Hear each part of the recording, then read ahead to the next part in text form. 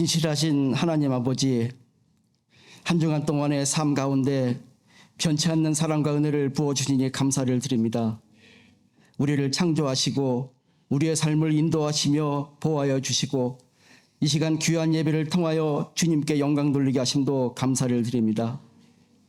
우리에게 하나님을 아는 지혜를 허락하시고 우리의 삶이 주님께 예배로 드려지도록 축복하여 주옵소서. 긍휼의 하나님, 우리의 죄와 실수를 고백합니다. 우리는 연약하여 잘못된 선택을 하기도 하고 타인에게 상처를 주기도 하며 주님의 뜻을 따르지 않기도 합니다. 우리의 이런 실수를 인정하며 회개하오니 용서하여 주시고 우리를 새롭게 하여 주옵소서. 우리의 마음과 행동이 하나님 앞에 바른 삶이 될 수 있도록 도와주옵소서.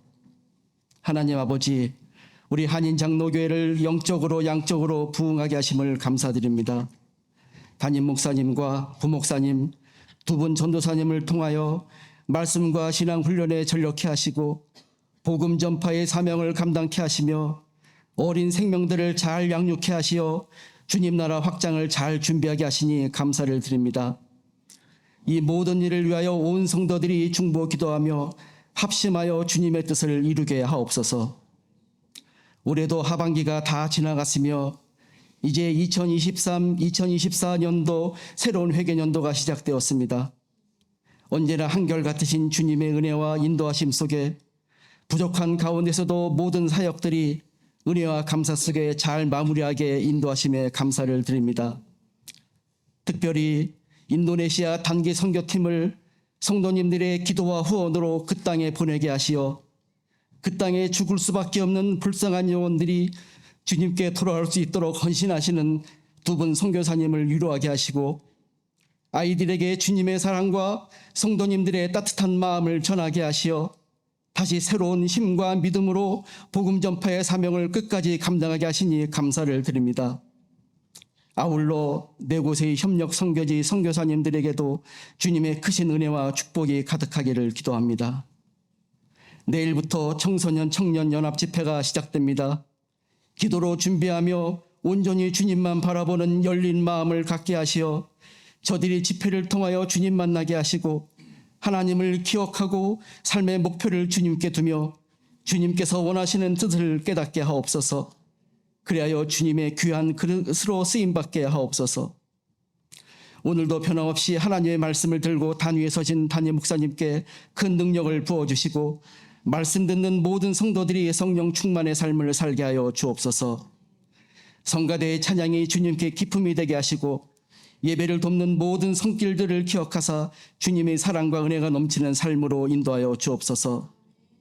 우리의 감사의 근원이 되시는 우리 주 예수 그리스도의 이름으로 간절히 기도합니다. 아멘. 7월은 회의가 많습니다. 오늘 점심 식사 후에 장로님들 정기당회 하고요. 다음 주는 2부 예배 직후에 정기 재직회 하도록 하겠습니다. 또 넷째 주 주일에는 정기 공동의회 하도록 하겠습니다. 이제 내일부터 월화수목 4일 동안 7월 청소년 청년 연합 집회 합니다. 한국에서 완전 영어권이신 지미리 목사님과 완전 한어권이신 조지훈 목사님 이렇게 오시는데요. 너무 영어권만 그동안 했더니 어른들이 안 오셔서 다 같이 예배 드리는 그런 부흥회를 했으면 좋겠다 해서 올해는 좀 한어권 목사님도 초대했습니다. 통역도 있고요. 그래서 특별히 월화 저녁은 지미리 목사님이 하시고 수목 저녁은 조지훈 목사님이 하시니까 수요 예배 대신에 수요일 목요일 특별히 우리 어른분들도 다 참여하셔서 함께 예배 드리고 은혜 받고 또 자녀들 축복하는 시간 되었으면 좋겠습니다. 이번 주는 청소년 청년 연합 집회로 인해서 새벽 예배, 수요 저녁 예배는 따로 드리지 않고요. 우리 모든 예배팀, 교육팀, 또 우리 스태프 행정 모든 팀 오늘 저녁에 우리 교회에서 여기서 6시에 총 모임 마지막 예배 드리고 기도하고 준비하도록 하겠습니다. 이런 부탁을 제가 드려야 되는지 드려도 되는지 많이 고민하다가 그냥 드려야겠다고 드리는데요. 강사분들이 와 계시는 동안 이제 와 계시니까 점심을 저희들이 좀 이렇게 봉사하고 섬겨야 되는데 저희 목회자 협의회가 재정적으로도 많이 어렵고 지금 그래서 혹시 개인적으로 이렇게 저를 포함해서 함께 이 강사 목사님들 점심 식사 봉사를 해주실 수 있으신 분들은 프레셔는 아니고요. 저에게 말씀해 주시기를 부탁드리겠습니다. 인도네시아 단기 선교 저희 계획했던 목적 다 이루고 은혜 가운데 잘 돌아왔습니다. 선교사님들 건강하시고 저희들 통해 많은 위로 받으셨습니다. 특별히 기도의 힘을 많이 느꼈습니다. 전도를 하다 보면은 이 거부도 많이 당하는데 선교사님들이 놀라실 정도로 이미 마음이 다 열려 있어가지고 예수님을 다 영접하고 또 여기 전도를 하고 있는데 옆집에서 막 와가지고 나도 좀 달라고 하고 막 그런 역사들이 있었습니다. 특별히 고아 아이들이 그동안 우리가 뿌렸던 선교사님이 잘 훈련하셔가지고 애들이 잘 커가지고요. 이제는 점점 성인이 돼서 어떤 친구는 풀 장학금을 받고 자카르타의 간호대학에 들어가서 영상 전화가 왔어요. 한국말로 잘 오셨어요 그러는데 너무나 어릴 때 보고 5년 전에 보고 감동을 받았고요. 어떤 친구는 5년 전에 늘 학교 걸어가는 그 뒷모습이 이렇게 쭉 처져 있고 그래서 기도를 많이 했는데 가보니까 너무 밝아져 있어서 영어 교사가 돼서 그 자기가 졸업한 학교에서 이제 티칭을 시작하는 그런 아이도 있고 또 미드와이프가 돼서 섬기는 아이도 있고 아이들이 점점 성장해서 잘 훈련받아서 이게 가고 있습니다. 아주 선교사님 잘하고 계십니다. 그래서 우리 모든 여러 가지 모양으로 함께 기도해 주시고 선교 동참해 주셔서 정말 여러분들이 저는 감사하고 자랑스럽습니다. 선교팀이 정말 새벽 5시부터 너무 열심히 잘했고요.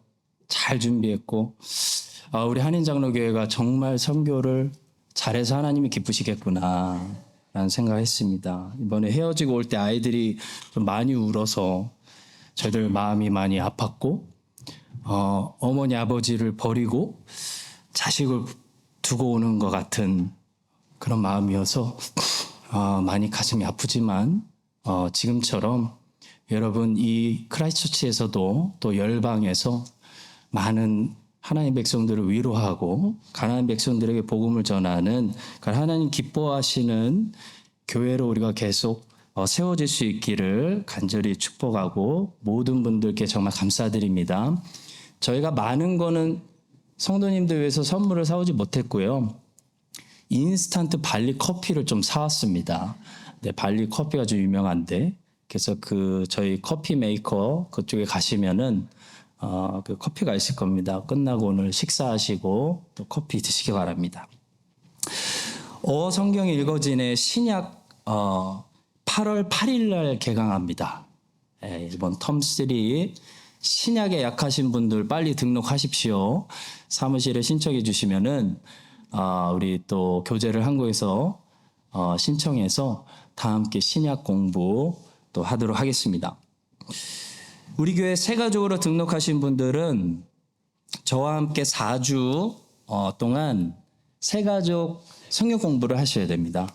하는데 7월 30일 주일부터 4주 동안 점심 식사 후에 새가족 양육과정 성경 공부를 하도록 하겠습니다. 이 과정을 아직 이수하지 않으신 분들, 새가족분들께서는 7월 30일 주일부터 꼭 참여해 주시기를 부탁드립니다. 새로운 도서를 제가 좀 주문했습니다. 성도님들 읽으시라고요. 칼빈의 기독교 강요가 만화로 정말 읽기 쉽고 이해가 쏙쏙 되는 만화로 된 게 있는데요. 만화 기독교 강요 1, 2권 또 3, 4권 2권씩 준비했습니다. 19세기 영국에 이 찰스 스펄전 목사님과 함께 영국을 지켰던 J.C. 라일이라는 이 성공의 목사님이 계시는데 성공의 목사님이시지만 완전히 개혁주의 신학을 가진 훌륭한 목사님이 계십니다. 옛 길이라는 책과 거룩이라는 책은 꼭 한번 읽어봐야 되는 아주 중요한 책입니다. 2권씩 준비했고요. 또 미국을 대표하는 개혁주의 신학 목사님이신 R.C. 스프롤 목사님의 아주 쉽게 교리들을 설명하는 모든 사람을 위한 신학 2권 준비했습니다. 그래서 많지는 않지만 도서관 관리부장님이신 김용국 장로님께 말씀드리면은 한 달씩 아마 대여해 주실 겁니다. 그래서 책 열심히 독서하는 우리 교회 될 수 있기를 바랍니다. 우리 이동훈 목사님 외할머니께서 갑자기 소천하셔서 꼭 장례를 참여하셔야 돼서 갑자기 가셨습니다. 그래서 아마 많이 피곤하실 거예요. 많은 위로와 기도 부탁드리겠습니다. 41절부터 45절 우리 한 목소리로 합독하겠습니다. 그의 아버지가 야곱에게 축복한 그 축복으로 말미암아 에서가 야곱을 미워하여 심중에 이르기를 아버지를 곡할 때가 가까웠은즉 내가 내 아우 야곱을 죽이리라 하였더니 맏아들 에서의 이 말이 리브가에게 들리매 이에 사람을 보내어 작은 아들 야곱을 불러 그에게 이르되 내 형 에서가 너를 죽여 그 한을 풀려 하니 내 아들아 내 말을 따라 일어나 하란으로 가서 내 오라버니 라반에게로 피신하여 내 형의 노가 풀리기까지 몇 날 동안 그와 함께 거주하라. 내 형의 분노가 풀려 내가 자기에게 행한 것을 잊어버리거든 내가 곧 사람을 보내어 너를 거기서 불러오리라. 어찌 하루에 너희 둘을 이르랴. 아멘.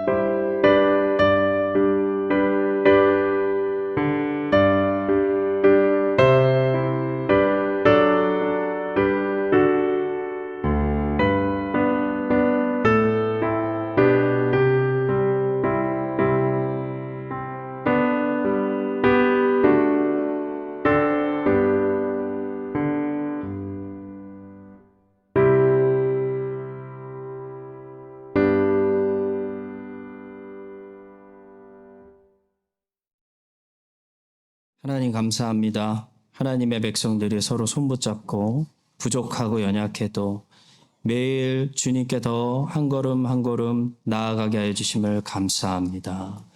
주님, 서로 위로하고 서로 격려하며 서로 응원하며 기도하며 하나님께서 교회를 세우신 목적을, 이 복음 전도를 감당하며 계속해서 주님을 향해 걸어가는 크라이스트처치 한인 장로교회 되게 하여 주시옵소서. 하나님, 이제 청소년 청년들에게 복음 전도를 위해서 여러 가지 모양으로 모든 성도들이 봉사하고 순종하고 하나 되어 섬깁니다. 주님, 봉사하는 모든 손길들 주님이 알아주시고 주님이 이 땅에 기름진 것으로 복을 주시며 하늘의 면류관을 생명책의 이름을 기록하여 주시옵소서.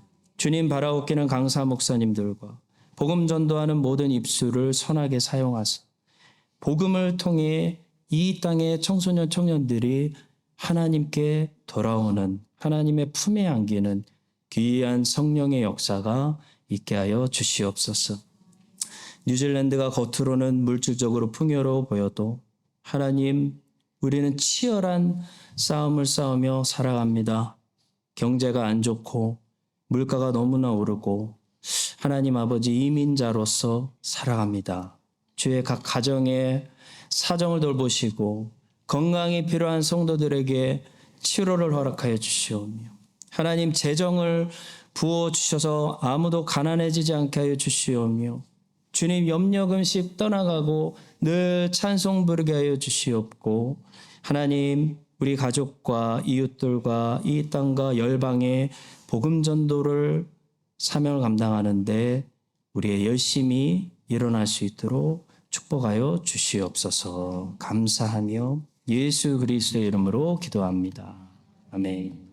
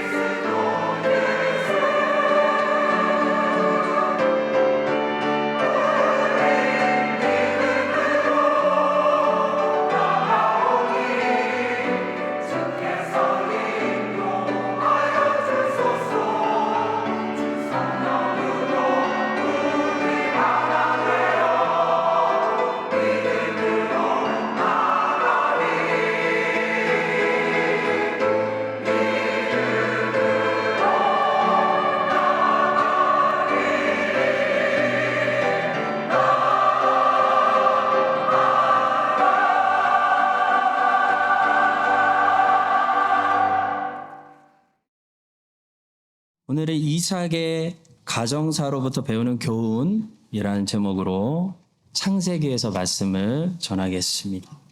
이삭의 말년에 이삭의 가정에서 엄청난 사건이 일어났습니다. 이 사건 때문에 부부관계가 깨지고 자녀들이 서로 원수가 되고 아들 한 명이 집을 나가버리는 믿음의 가정이 한순간에 풍비박산 나는 그런 일이 일어났습니다. 그것이 창세기 27장의 이야기입니다. 이 엄청난 사건을 통해서 말년의 이삭도 배우고 리브가도 배우고 에서도 배우고 야곱도 인생의 중요한 교훈들을 배웠을 것 같습니다. 그렇다면 하나님의 말씀에 기록된 이 사건을 통해서 우리도 배워야 할 것이 있습니다. 이삭은 무엇을 배웠고 에서는 무엇을 배웠고 야곱은 무엇을 배웠을까요? 이 풍비박산이 난 가정의 남자들을 통해서 오늘은 세 가지 교훈을 배우도록 하겠습니다. 먼저 첫 번째는 이삭이 배운 교훈인데요. 이삭은 이 사건을 통해서 결국 하나님의 뜻대로 되는구나 라는 사실을 배웠다는 것입니다. 이 사건이 일어나게 된 주 원인은 사실 이삭에게 있습니다. 이삭이 하나님의 뜻대로 야곱을 축복하려고 하지 않고 자기 뜻대로 에서를 축복하려고 고집을 부렸기 때문에 가정에 불화가 생기는 그런 일이 생긴 거죠. 항상 가장이 굉장히 중요한 것 같아요. 이삭과 리브가는 처음부터 하나님이 언약의 상속자로 에서가 아니다, 야곱이다, 작은 자다, 야곱을 세우셨다는 사실을 알고 있었습니다. 창세기 25장 23절입니다. 여호와께서 그에게 이르시되 두 국민이 내 태중에 있구나. 두 민족이 내 복중에서부터 나누이리라. 이 족속이 저 족속보다 강하겠고 큰 자가 어린 자를 섬기리라. 하나님의 뜻을 분명히 알고 있었는데요. 이삭은 에서가 야곱보다 자기 취향에 더 맞는 아들이라는 이유 때문에 에서를 축복하려고 했습니다. 더 큰 문제는 이삭이 에서를 축복하려고 했던 그 중요한 이유 중에 하나가 바로 뭐였냐면 자기가 즐겨 먹는 맛있는 음식을 에서가 제공했기 때문이라고 성경은 본문 4절에서 이렇게 말씀합니다. 내가 즐기는 별미를 만들어 내게로 가져와서 먹게 하여 내가 죽기 전에 내 마음껏 내게 축복하게 하라. 이삭의 굉장히 인간적인 모습을 볼 수 있죠. 우리는 이 사건을 보면서 육체의 만족을 채워주는 일들 때문에 하나님의 뜻을 거스르는 결정을 하면 안 되는구나 라는 것을 배우게 됩니다. 인도네시아에 다시 가서 제가 느낀 것은 물질이 절대로 사람을 행복하게 하는 게 아니구나 라는 것을 느꼈습니다. 물질적으로 보면요, 뉴질랜드는 인도네시아보다 1000배 풍요롭습니다. 거기에 얼마나 가난한 사람들이 많은지요. 닭장 같은 곳에 들어가서 사는 사람들이 허다합니다. 그런데 참 놀라운 것은요, 거기 있는 사람들이 얼굴이 더 행복한 것 같아요. 깜짝 놀랐습니다. 여기 오니까 사람들이 더 어두워요. 스트레스가 많아서. 여러분, 물질적인 것을 우리가 하나님의 뜻보다 만약에 더 추구하잖아요. 그럼 행복해지는 것이 아니라 불행해져요. 행복한 길로 가려면요, 물질의 풍요를 따라가지 말고 롯처럼 강을 보고 따라가는 것이 아니고요, 아브라함처럼 하나님의 말씀을 따라서 하나님의 뜻을 따라가야 거기 행복이 있고 복이 있는 삶이 있는 거예요. 이삭은 말년에 실수해서 자기 의지로 에서를 축복하고 하나님의 뜻을 바꿔보려고 했는데요. 해프닝이 일어나가지고 아무리 자기가 하나님의 뜻을 바꿔보려고 해도 결국 하나님의 뜻이 이루어진다라는 진리를 깊이 깨달았습니다. 저는 최근에 이 자유의지에 관한 바른 성경적인 해석이 무엇인지에 대해서 고민이 많았고 공부를 많이 했습니다. 아무리 읽어도 이게 잘 이해가 가지 않고 혼돈되는 부분이 있었습니다. 긴 연구 끝에 드디어 성경이 말씀하는 이 하나님의 예정과 작정을 어떻게 인간의 자유의지와 충돌시키지 않고 성경적으로 잘 연결시켜야 되는지 최근에 정리가 좀 잘 이루어졌습니다. 그래서 오늘 성도님들에게 나눠드리기 원합니다. 자, 먼저 첫 번째로 많은 사람들이 예정론을 칼빈이 만들어낸 교리를 오해하고 있다는 거예요. 여러분, 예정론은 칼빈이 만들어낸 교리가 아니라 성경을 읽으면 부인할 수가 없는, 피해갈 수가 없는 성경의 말씀입니다. 우리가 성경을 다루는 동안에는 우리는 예정론을 잘못 해석할 수는 있어도 피해갈 수는 없습니다. 성경에는 분명히 예정론이 있어요. 하나님이 예정해 놓으셨대요. 이단자들도 그 사실을 인정하기 때문에 알미니우스 같은 이단자도 예정론을 피해간 것이 아니고 무시한 것이 아니고 예정론을 해석하려다 보니까 잘못 해석해서 이단자가 된 것이지, 성경을 연구하는 제대로 된 신학자들 중에 예정론 존재 자체를 무시하고 넘어간 사람들은 없다는 사실을 우리가 먼저 인정해야 됩니다. 자, 그렇다면 다음 문제는 성경이 분명히 말씀하고 있는 예정론을 우리가 어떻게 해석해야 되느냐. 이것이 우리의 문제죠. 해석에서 정통신학과 이단이 갈리는 겁니다. 해석에서 어거스틴과 펠라기우스가 갈리는 것이고, 해석에서 개혁주의와 항의파라고 부르는 이 알미니우스주의자들이 갈리는 것이고, 이 예정론을 해석하는 데서 칼빈과 존 웨슬리가 갈리는 거예요. 먼저 우리는 성경이 분명히 말씀하고 있는 하나님의 예정, 하나님의 작정을 이야기할 때 그것이 일반 현대 사람들이 생각하는 숙면론과 다르다는 것을 좀 알아야 됩니다. 많은 사람들이 예정을 우리가 인정하면 자유의지를 부인해야 된다고 생각해요. 근데 개혁주의 신학과 칼빈 신학은 하나님의 예정을 인정하지만 동시에 인간의 자유의지를 부인하지 않습니다, 여러분. 인간은 당연히 자유의지를 가지고 있는 존재입니다. 그것이 하나님께서 사람을 자기 형상대로 만들었다는 의미 중에 하나예요. 자율적인 존재로 만들었다. 자유의지를 주셨다는 말은 인간이 자율성을 가진 존재로 창조되었다라는 말씀입니다. 다시 말해 인간은 조종받는 기계가 아니라 스스로 생각하고 사고하고 그 생각을 바탕으로 판단해서 자율적으로 선택하는 존재다라는 말씀입니다. 자, 근데 숙명론은 뭐죠? 숙명론은 하나님이 모든 것을, 신이 이미 모든 것을 자기 계획대로 정해놓았기 때문에 인간에게는 자유의지가 없고 인간은 자율성이 없는 존재로서 숙명대로, 운명대로 끌려다니는, 강제로 끌려다니는 존재다. 이게 숙명론이에요.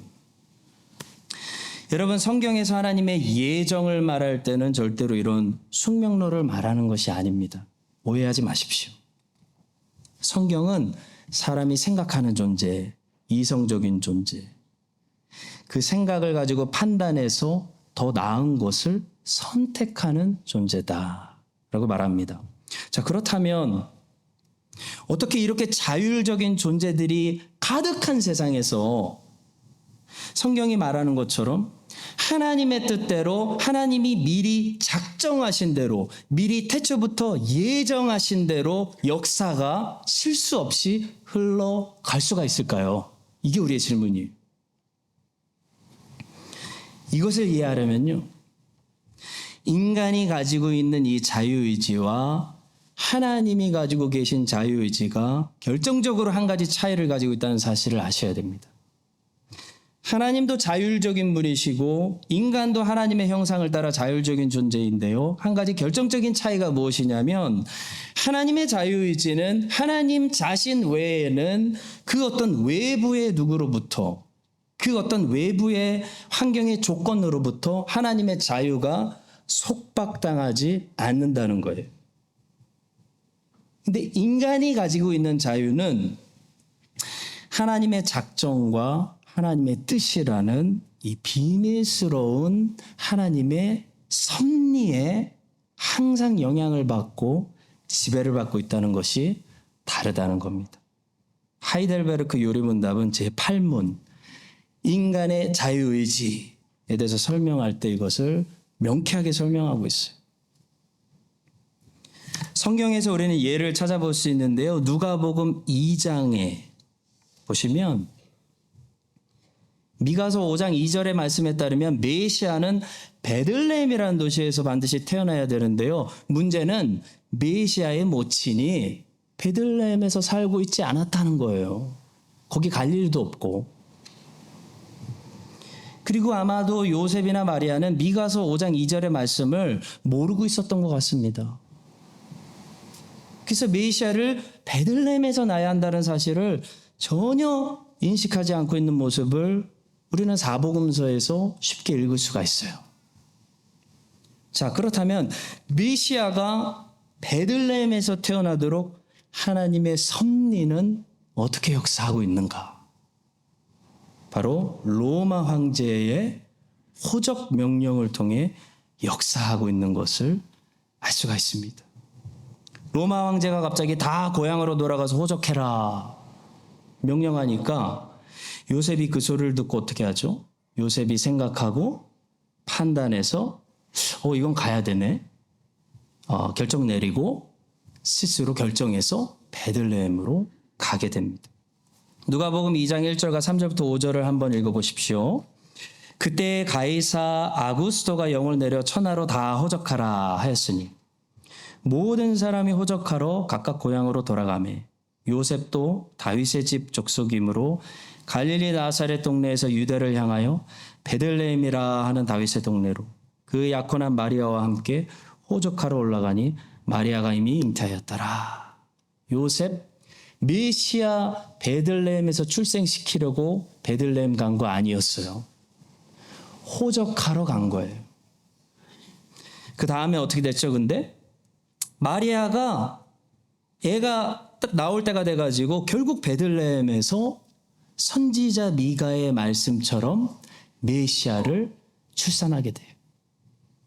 성도 여러분, 이 누가복음 2장 이야기 안에 다 들어있어요. 하나님의 예정대로 선지자를 통해 미리 말씀하신 그 하나님의 작정대로 어떻게 하나님의 섭리가 비밀스럽게 이 자율적인 사람들, 로마 황제도 자유롭고 요셉도 자유로운데 이 자율적인 사람들, 곧 자기가 생각하고 판단해서 자율적으로 선택을 내리는 자유의지를 가지고 있는 사람들을 하나님의 목적대로 하나님의 섭리가 인도하는지가 다 나와 있어요.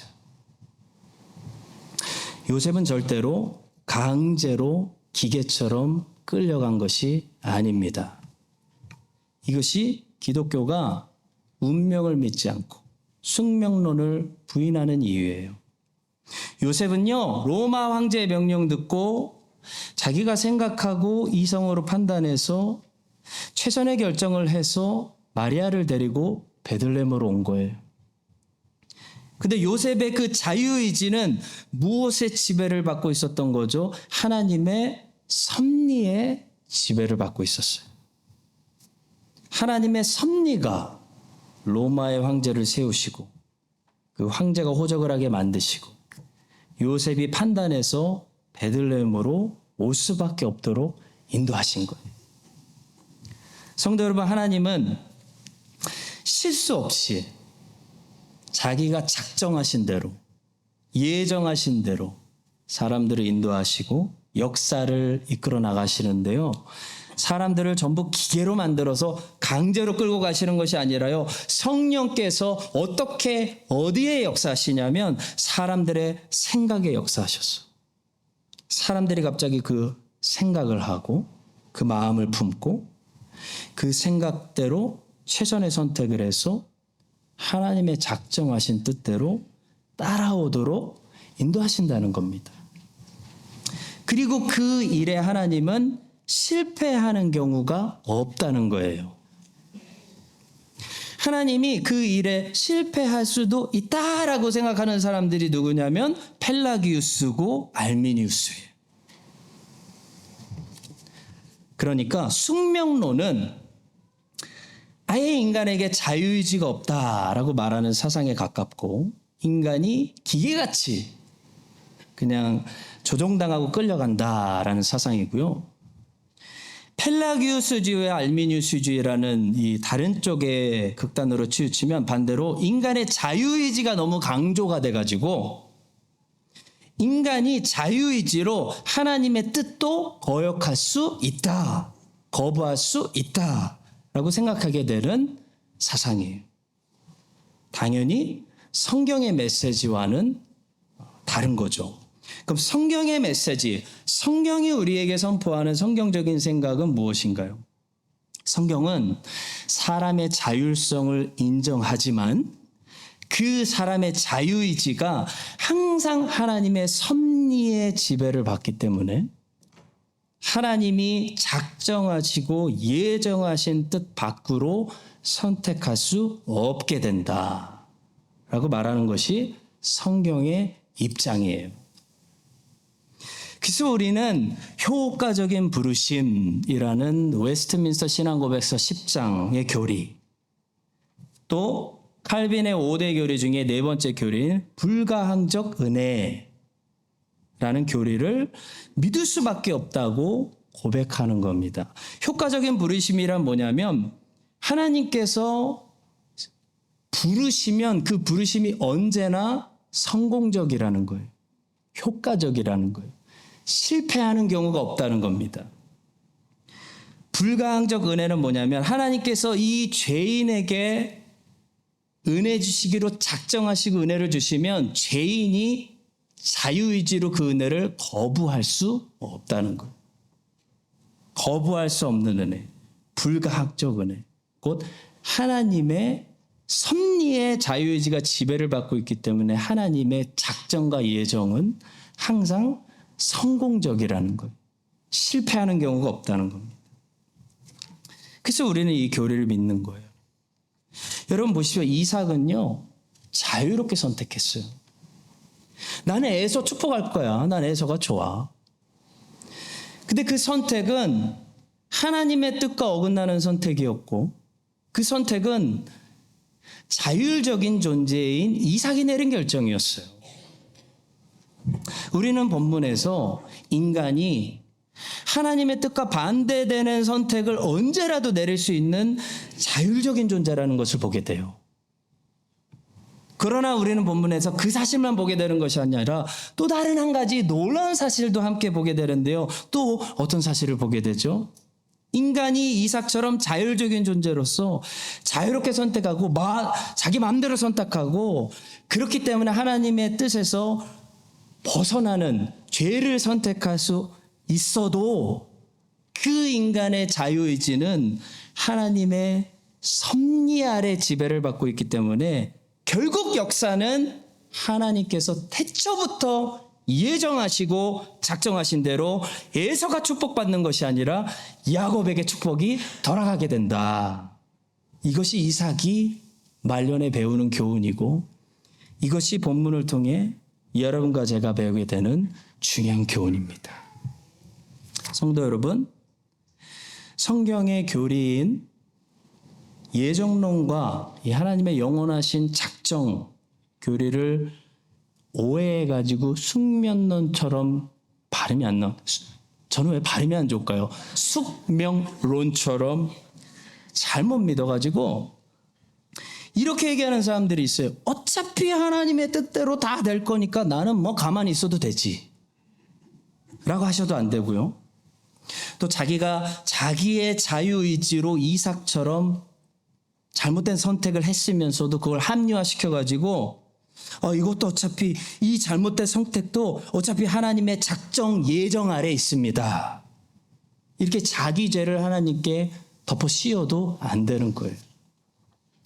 또 반대로 저쪽 극단으로 치우쳐가지고 우리에게는 자유의지가 있기 때문에 펠라기우스나 알미니우스가 믿었던 것처럼 역사는 어떻게 될지 아무도 몰라요. 우리가 어떻게 하느냐에 따라, 우리가 어떻게 선택하느냐에 따라 내일도 알 수 없고 끝을 알 수 없게 된다고 말해서도 안 돼요. 왜냐하면 성경은 이미 역사의 끝을 우리에게 보여주고 있기 때문이에요.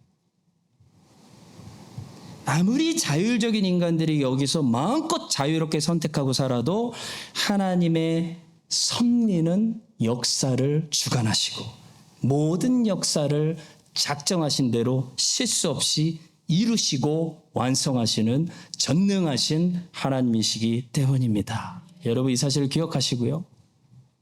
하나님의 예정과 작정의 교리를 가지고 그래서 하나님을 인정하고 하나님을 찬양하시고 또 자율성을 주신 하나님께 감사하면서 이 자유를 가지고 죄의 기회를 삼는 것이 아니라 하나님께 오히려 자발적으로 순종할 수 있는 기회를 삼는 그런 복된 하나님의 자녀들 다 되시기를 예수님의 이름으로 간절히 축복합니다. 자, 두 번째는 에서가 배운 교훈인데요. 진리와 본질에 관해서는 옳고 그름의 구별을 위해 우리가 싸워야 하지만 비본질적인 것에 관해서는 화평을 추구해야 된다라는 교훈입니다. 에서의 잘못은 장자 축복 빼앗아 갔다고 야곱하고 싸우고 야곱하고 원수가 되고 그 정도가 아니라 야곱 죽이려고 내가 죽여버릴 거야. 그 결심한 게 에서가 잘못한 거예요. 에서가 그렇게 했기 때문에 리브가가 그 소리 듣고 깜짝 놀라가지고 야곱 피신시켜서 그때부터 가정이 완전히 찢어지게 된 겁니다. 근데 여러분 얼마나 많은 경우에 우리도 에서처럼 하는지 몰라요. 진리를 위해서 영적 싸움은 안 하면서 진리가 타협되는 것은 그냥 가만히 지켜보고 있으면서 자존심을 지키기 위해서 싸우죠. 비본질적인 문제들 가지고 자존심 때문에 싸울 때가 얼마나 많은지 몰라요. 참 부끄럽습니다. 어떤 판사가 평생을 판결하고 돌아보니까 3분의 2는 옳을 수도 있고 틀릴 수도 있는 누구의 입장에서 어떻게 해석하느냐에 따라 이게 결과가 달라질 수도 있는 그런 일들이 대부분이었다고 고백했습니다. 이게 무슨 말일까요, 여러분? 사람의 인생에서 일어나는 대부분의 이 갈등 문제들은요, 진리에 관한 문제가 아니라는 거예요. 사실 비본질에 가까운 문제들 때문에 갈등을 일으킬 때가 훨씬 더 많다라는 사실입니다. 유대인의 탈무드 중에 그런 이야기를 들었습니다. A라는 청년하고 B라는 청년하고 갈등이 일어났어요. A라는 청년이 랍비를 찾아와서 상담을 했는데 이 랍비가 A라는 청년의 이야기를 다 듣고 보니까 너무 이해가 가는 거예요. 그래서 A라는 청년에게 말했습니다. 당신 말이 옳소. 근데 그 후에 B라는 청년이 찾아와서 자기 입장을 다 설명했어요. 그래서 랍비가 B라는 청년의 말을 다 들어보니까 이 말도 맞는 거예요. 그래서 B라는 청년에게 그렇게 말했습니다. 당신 말이 옳소. 그 말을 듣고 있던 랍비의 부인이 이렇게 말했어요. 아니 당신은 도대체 누구 말이 옳다는 거예요? A 청년의 말이 옳다는 겁니까? B 청년의 말이 옳다는 겁니까? 그랬더니 랍비가 부인에게 그렇게 말했답니다. 당신 말이 옳소. 성도 여러분, 인생에 일어나는 대부분의 갈등들은 옳고 그름의 문제가 아니라는 그런 교훈이 있는 이야기입니다. 옳고 그름의 문제가 아닌데 옳고 그름으로 풀으려고 하면 안 돼요. 그래서 어떤 사람은 그런 책을 쓰기도 했답니다. 책의 제목이 뭐냐면 나도 옳고 당신도 옳다. 뭐 그런 책이 있답니다. 이것이 만약에 진리의 문제라면 옳고 그름으로 접근해야죠. 근데 진리의 문제가 아니라면 나도 옳고 아마 당신도 옳다. 이던지 나도 틀렸고 당신도 틀렸습니다. 둘 중에 하나라는 거죠. 제일 문제가 되는 사람은 누구냐면 나는 옳고 당신은 틀렸습니다. 라고 말하는 사람들이에요. 정신의학계. 한국말 왜 이렇게 정신의학계 쪽에서는 나는 다 옳고 당신은 틀렸습니다. 라고 말하는 이런 사람들을 환자로 분류한다고 합니다. 성경도요, 자기 허물은 보지 못하면서 남의 허물 그렇게 잘 보는 사람들 책망해요. 예수님께서 직접 말씀하셨어요. 어찌하여 형제의 눈 속에 있는 티는 보고 내 눈 속에 있는 들보는 깨닫지 못하느냐? 보라, 내 눈 속에 들보가 있는데 어찌하여 형제에게 말하기를 나로 내 눈 속에 있는 티를 빼게 하라 하겠느냐? 외식하는 자여 먼저 내 눈 속에서 들보를 빼어라. 그 후에야 밝히 보고 형제의 눈 속에서 티를 빼리라.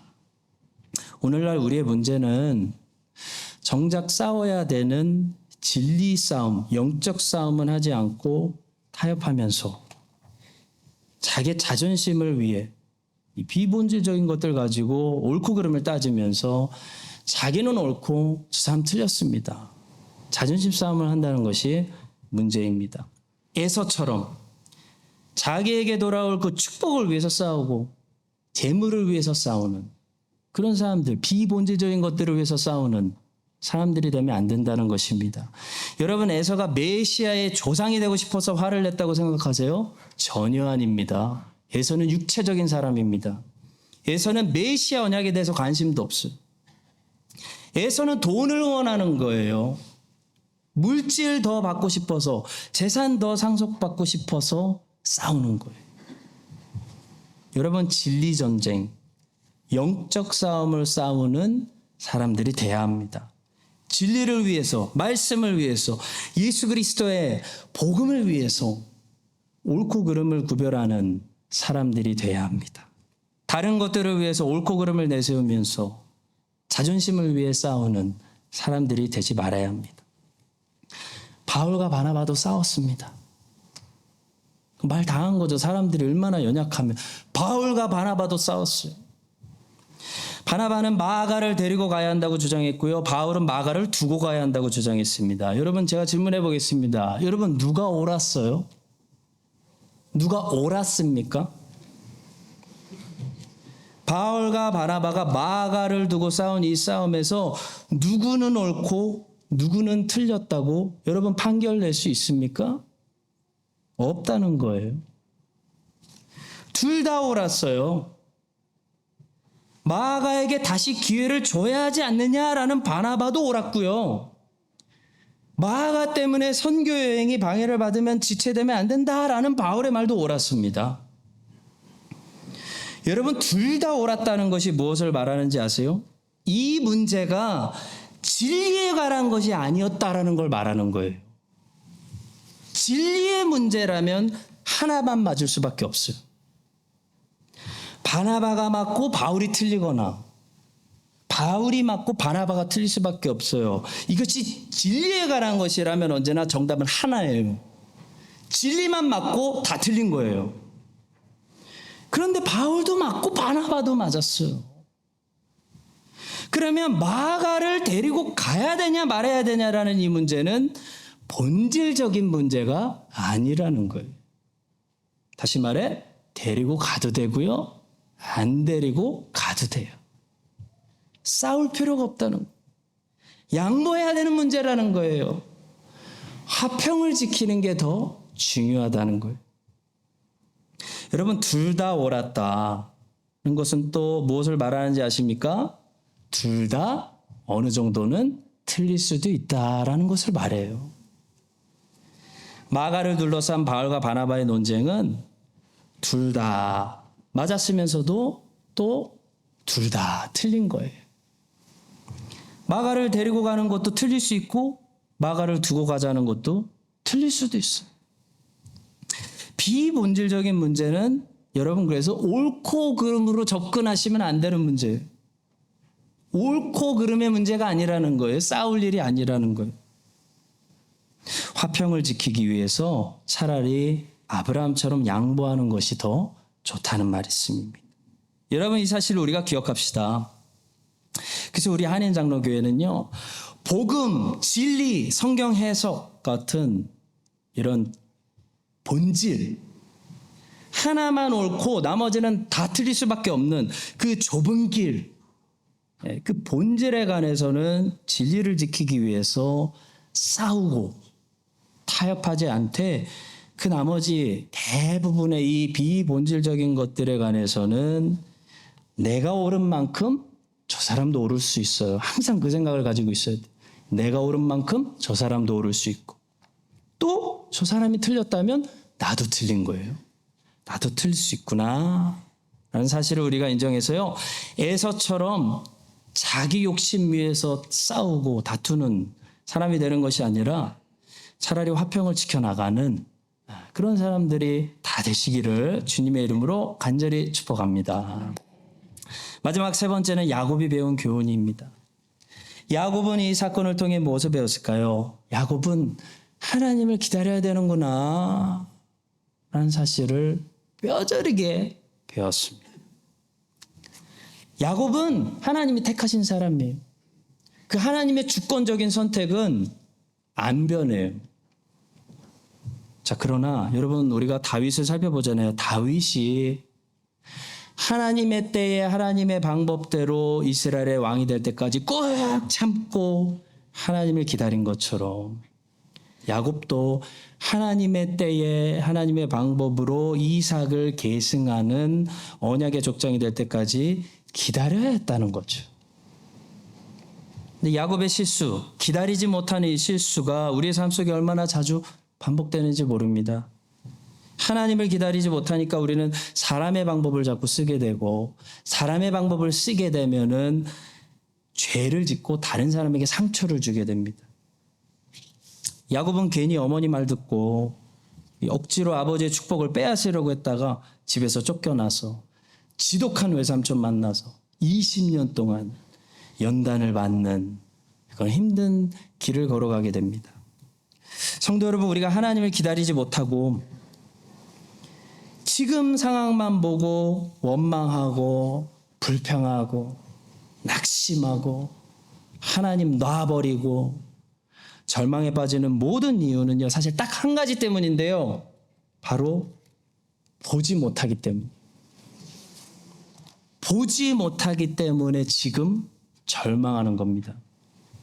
보지 못하기 때문에 좌절하는 거예요.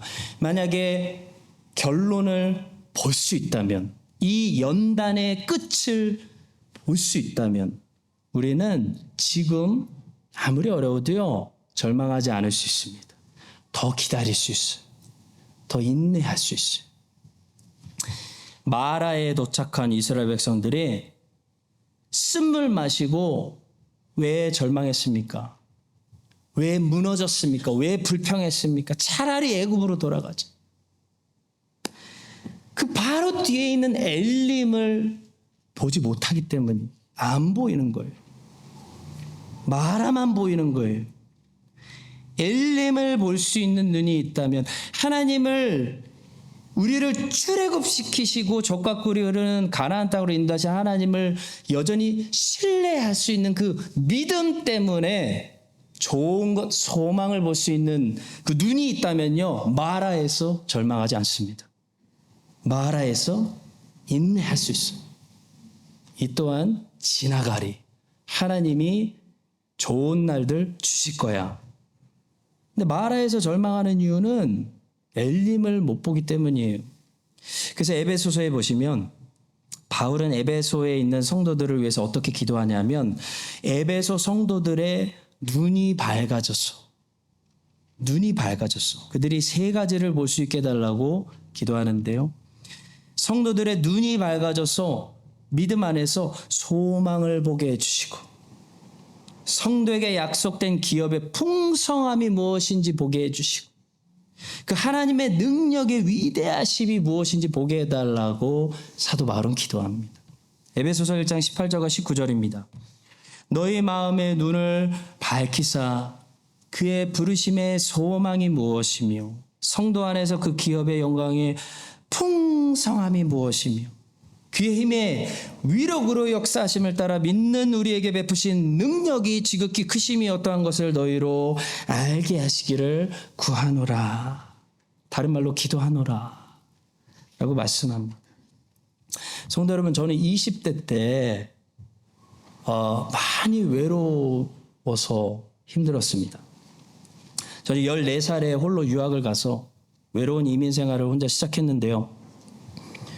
20대 때 거의 10년 동안 가족 없이 혼자 지내다 보니까 이 외로움이 완전히 곪아가지고 외로움과 싸우는 것이 너무 어렵더라고요.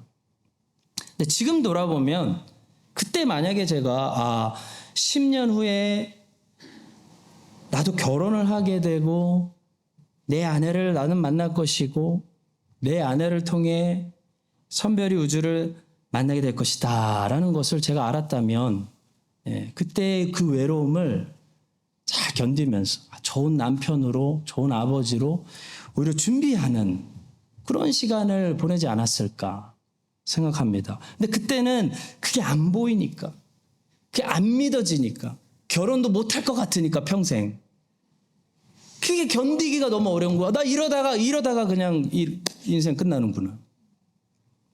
근데 지금도 언제나 마찬가지인 것 같아요. 지금 여러분이나 저나 만약에 견디기 힘든 문제가 있다면 원인은 하나예요. 우리가 보지 못하기 때문이에요. 소망을 잃어버리기 때문이에요. 주님을 신뢰하는 것을 잃어버리기 때문이에요.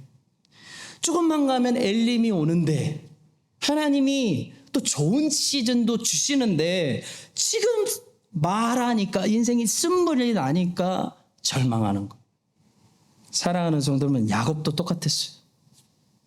나중에 자기가 12아들들을 낳고 믿음의 족장이 돼서 애굽의 바로 왕도 축복하는 그런 이스라엘이 될 것을 야곱이 알았다면요, 형 에서의 밑에서 맨날 바보 취급당하고 눌리고, 야 형은 잘하는데 넌 그게 뭐냐라는 소리 들으며 열등한 취급받으면서 살아야 했던 이 시절을 야곱이 이렇게 형 이겨먹으려고, 형 사기치면서 형의 것 빼앗으려고 하지 않았을 것 같아요. 아마도 형에게 더 양보했을 것 같아요. 형 다 가져. 나는 하나님이 주실 거예요. 문제는 지금 보지를 못하니까 사람이 야곱처럼 쪼잔해지는 거예요.